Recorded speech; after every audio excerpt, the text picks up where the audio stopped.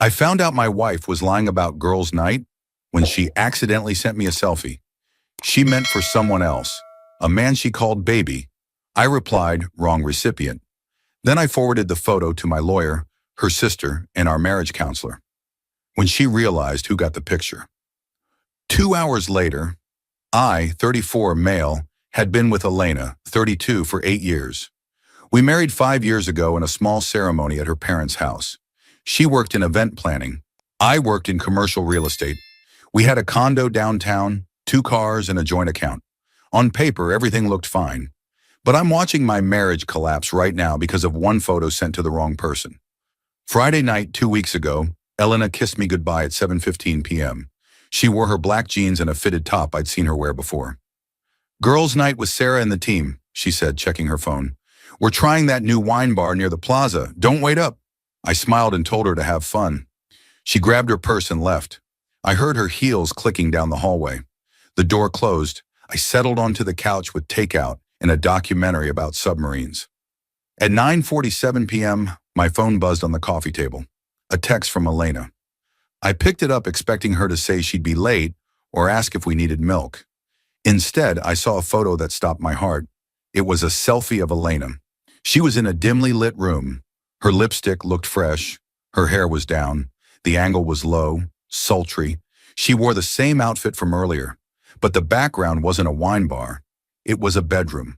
Gray walls, a lamp with a brass base, a framed photo on the wall behind her, and the caption read, "Missing you, baby."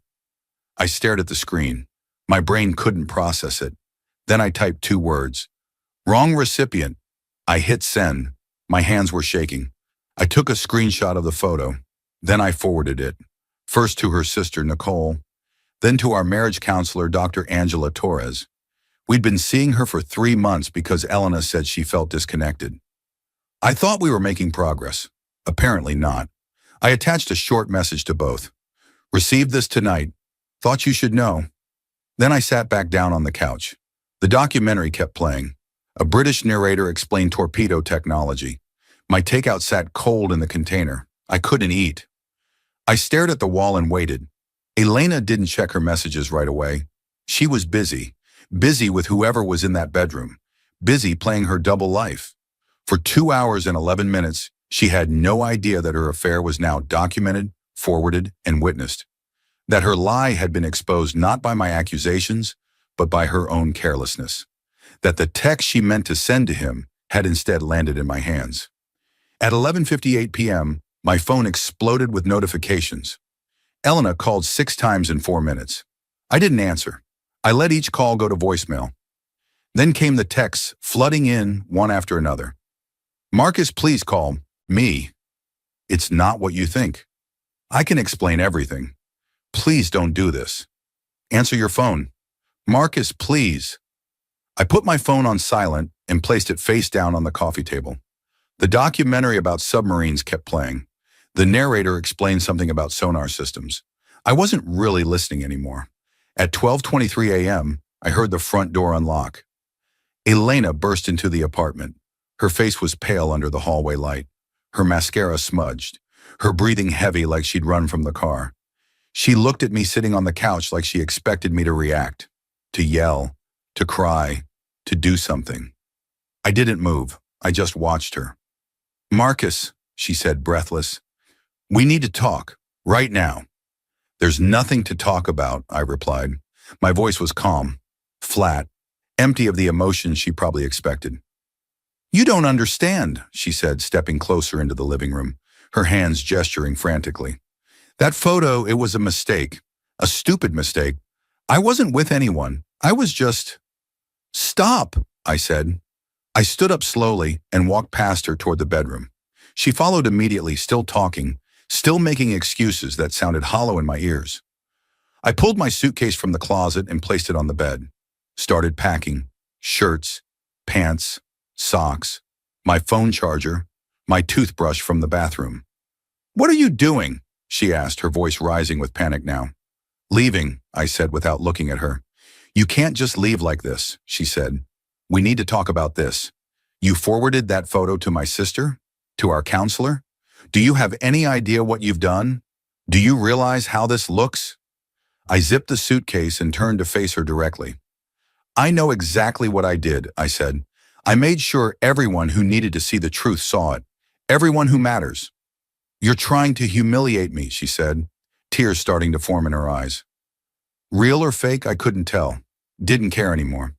No, I replied calmly. You humiliated yourself. I just documented it. There's a difference. She started crying. Real tears or fake, I couldn't tell anymore. I grabbed my keys and wallet and walked toward the door with my suitcase. Where are you going? She asked, following me. Hotel, I said. I'll be back Sunday to get the rest of my things. Don't be here when I come. I left. The hallway was silent and empty. The elevator took forever.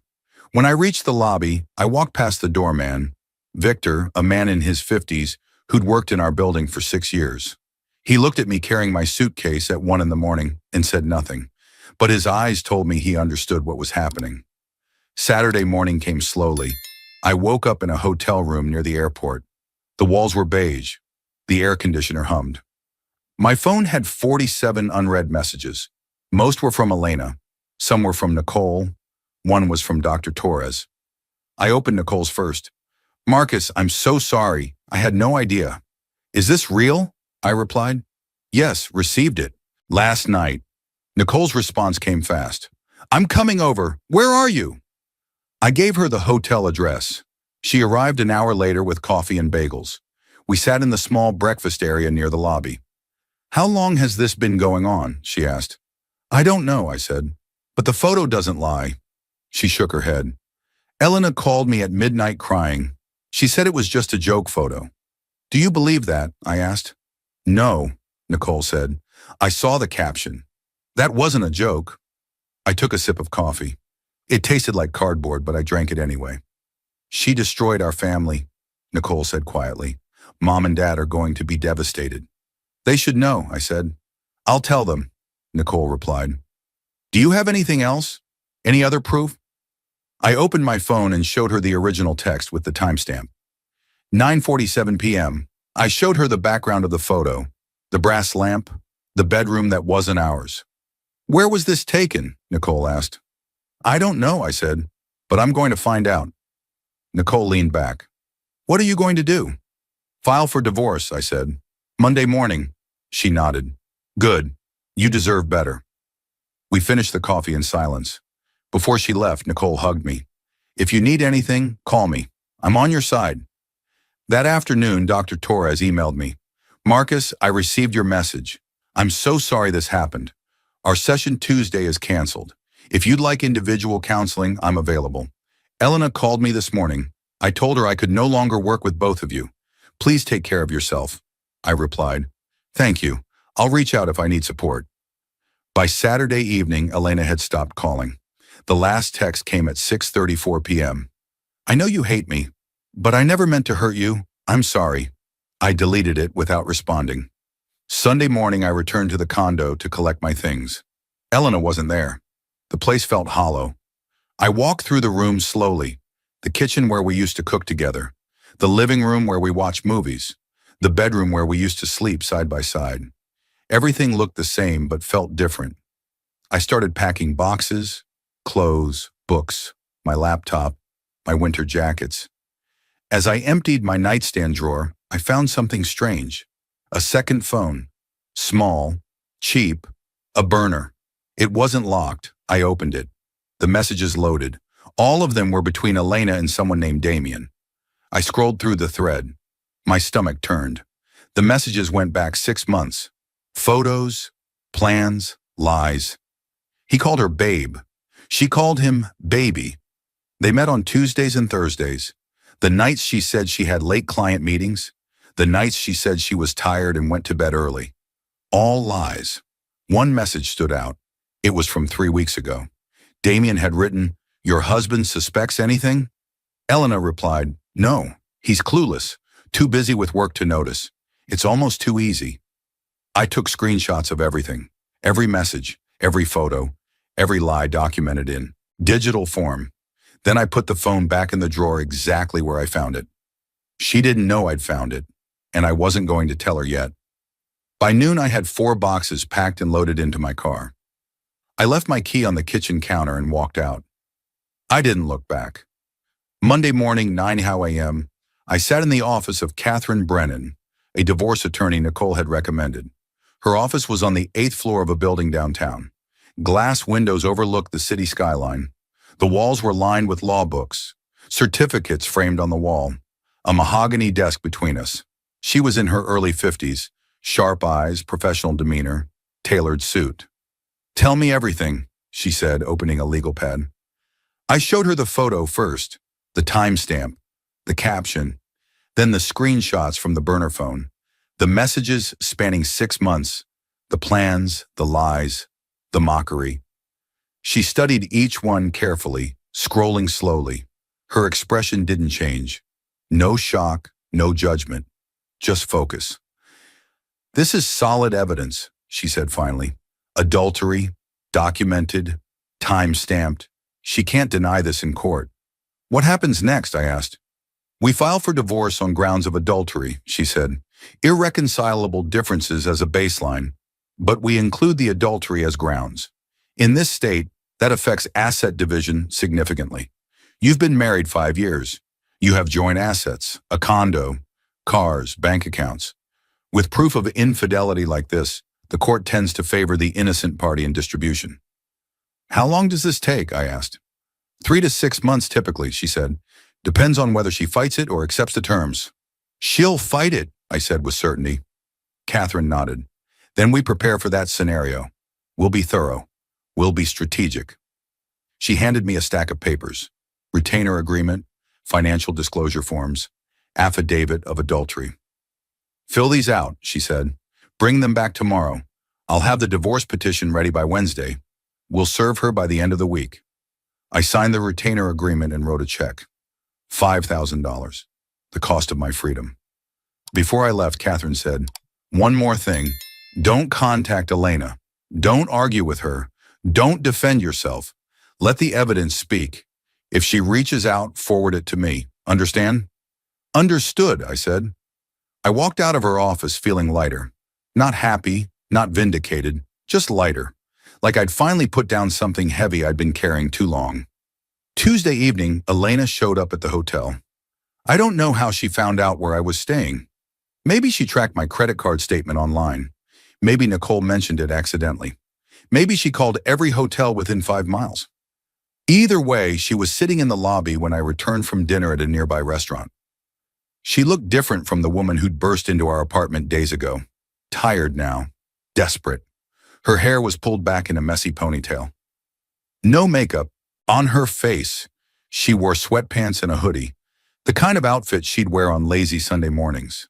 But there was nothing lazy about the way she looked now, just exhausted. "Marcus, please," she said when she saw me walking through the lobby doors. "Just 5 minutes, that's all I'm asking." "No," I said and walked toward the elevator bank without slowing down. She followed quickly, her footsteps echoing on the tile floor. "You won't even listen to me? After 8 years together?" "There's nothing to hear," I said. The elevator doors opened. I stepped inside. She stepped in with me before I could stop her. The doors closed. We were alone in the small mirrored space. Floor numbers lit up as we ascended. "I made a mistake," she said, her voice breaking slightly. "One mistake. Doesn't our marriage mean anything to you? Doesn't our history count for something?" "One mistake," I repeated. I turned to face her for the first time. "Elena, I found your burner phone. I saw the messages. 6 months of messages. Tuesdays and Thursdays. He's clueless. Remember typing that to Damien?" Her face went white. All the color drained from her cheeks. "You went through my things. You had no right—" "Your things," I said, my voice still calm but sharp now. "In our condo? In our shared home? Yes. And I'm glad I did, because now I know the truth." The elevator reached my floor. The bell dinged. The doors opened. I stepped out. She grabbed my arm, her fingers tight around my wrist. "Please don't do this," she said, desperation clear in every word. "We can fix this. We can go back to Dr. Torres. We can work through this together. People survive affairs. Couples come back from this." "Dr. Torres dropped you as a client," I said. pulling my arm free gently but firmly. She told me herself, she can't work with someone who lies the way you do. And neither can I. Her hand dropped. She stood there in the hallway as I walked to my room. I unlocked the door, stepped inside and closed it. She didn't knock. She didn't scream. She just stood there. I heard her footsteps finally retreating 10 minutes later. Wednesday morning, Catherine called me. Petition is filed. Process server is delivering it to Elena today at 4:00 p.m. at your condo. Be ready, she's going to react. At 4:37 p.m., my phone rang. Unknown number, I answered. You're really doing this? Elena's voice shaking, angry. Yes, I said. You're throwing away 8 years because of one photo? No, I said. I'm ending a marriage because you've been cheating on me for 6 months and lied to my face every single day. Silence. Then she said, Damien means nothing to me. It was just physical. You and I have something real. I almost laughed. Almost. If that's what you tell yourself to sleep at night, fine, I said. But we're done. Sign the papers. Don't fight this. You'll lose. I'm not signing anything, she said. You want a divorce? You're going to have to drag me through court. Okay, I said. Catherine said you'd say that. She's prepared. I hung up. 5 minutes later, Nicole called. Elena just called Mom and Dad, she said. She told them you're divorcing her because you're having an affair and you're trying to blame her. Of course she did, I said. They didn't believe her, Nicole said. I already told them the truth. I showed them the photo. They're furious with her. Dad said he's ashamed. Mom cried for an hour.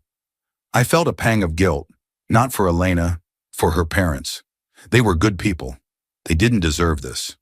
How are they doing? I asked. Not great, Nicole said, but they support you.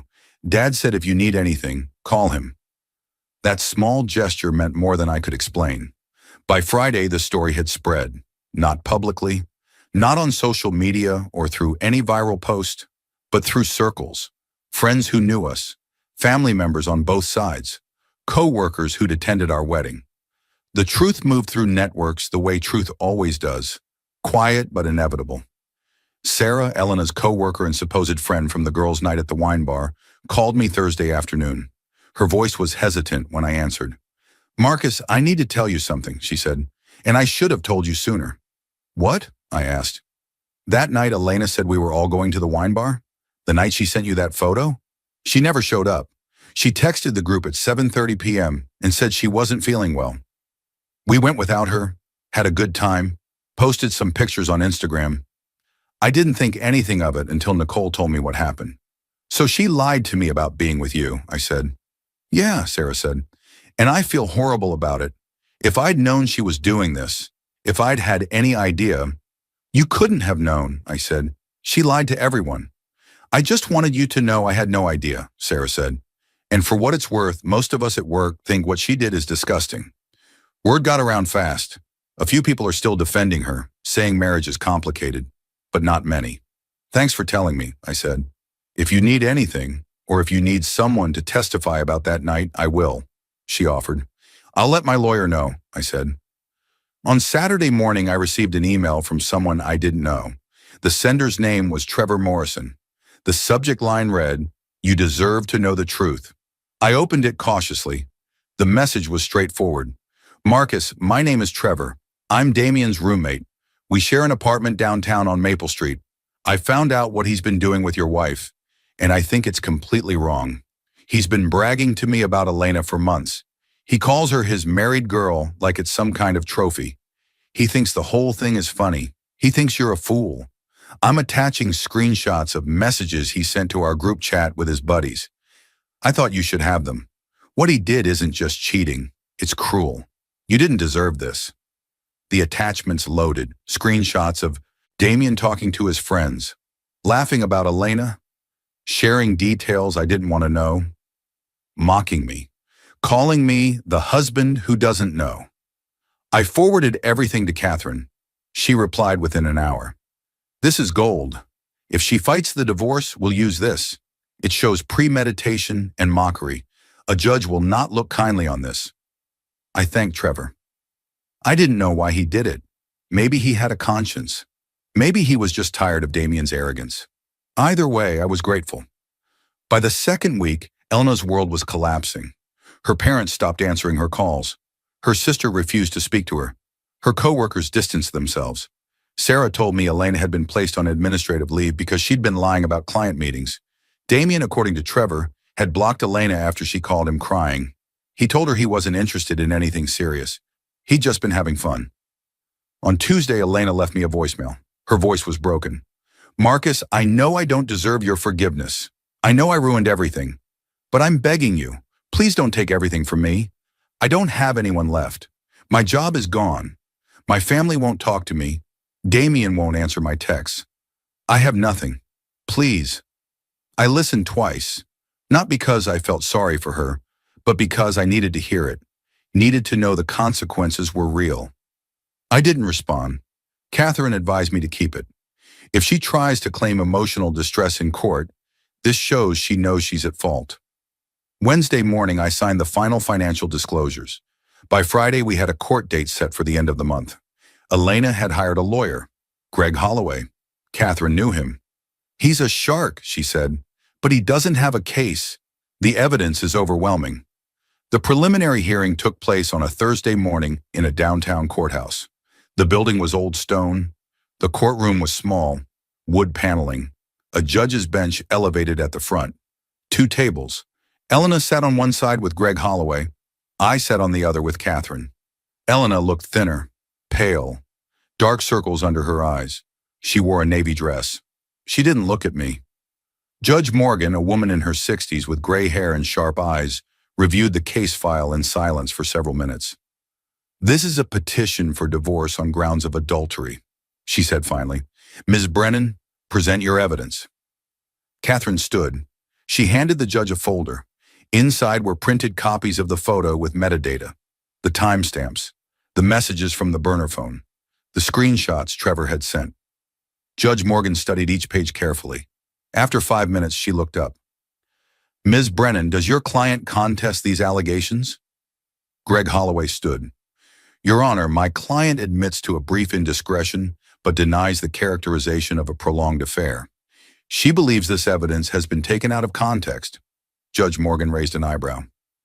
6 months of documented messages is not a brief indiscretion, counselor, and the text message sent to Mr. Carter clearly indicates ongoing intimacy. Holloway shifted. "Your Honor, we request a continuance to review the evidence more thoroughly." "Request denied," Judge Morgan said. "The evidence is clear. This court finds sufficient grounds for divorce based on adultery. We will proceed to asset division at the next hearing. Date set for 4 weeks from today." She banged the gavel. Elena's face crumpled. Holloway whispered something to her. She shook her head and wiped her eyes. Catherine leaned over to me. "That went as well as we could have hoped." We left the courthouse. The sun was bright. The air was cool. I felt something I hadn't felt in weeks. Relief. Over the next 4 weeks, things settled. I moved into a 1-bedroom apartment across town, smaller but quieter. I started therapy with Dr. Torres. She helped me process the betrayal, the anger, the grief. Elena tried to reach out twice more. Once through Nicole, asking if I'd consider mediation. I declined. Once through a handwritten letter. I didn't read past the first line. I threw it away. The asset division hearing arrived. Elena showed up with a different lawyer. Holloway had dropped her. Her new lawyer was younger, less experienced. The judge awarded me 60% of the assets based on the adultery. I kept the condo. She kept her car. We split the savings. By the time the judge signed the final decree, it was over. 5 years of marriage, 8 years together, ended because she sent a photo to the wrong person. 6 months after the divorce was finalized, I'm doing better. The condo sold for a good price. I used the money as a down payment on a small house on the edge of the city with a backyard and a garage. The neighborhood is quiet. Trees line the streets. It feels peaceful. I adopted a dog 3 months ago, a golden retriever named Cooper from a rescue. He's 2 years old, energetic. He follows me everywhere, sleeps at the foot of my bed. He's good company. Nicole and I still talk regularly. She told me Elena moved 2 hours away to live with a cousin. She's working at a hotel front desk now. Her event planning career never recovered. Word got around. No one wanted to hire someone known for lying. Her reputation was destroyed. Damien, according to Trevor, moved to Colorado. He left town because Elena kept showing up at his apartment. He told her he was never interested in anything serious. She destroyed her marriage for a man who never cared. I started dating again 2 months ago. Nothing serious yet. A few coffee dates, one dinner, but I'm open to it now. The betrayal left scars. I'm more careful, I trust slower, but I know what I deserve. I deserve honesty. I deserve respect. Last Tuesday, I received an email from Elena. Subject line, "I'm sorry, please read this." I stared at it. My cursor hovered over delete. Then I archived it without opening it. Maybe someday I'll read it. Right now, it doesn't matter, her apology. Her doesn't change anything. It doesn't undo the lies. It doesn't erase the betrayal. It doesn't make the pain go away. Because that's the thing about betrayal. You can't undo it. You can't explain it away. You can't make it hurt less by saying sorry after you've been caught. The moment she hit send on that photo meant for someone else, she made a choice.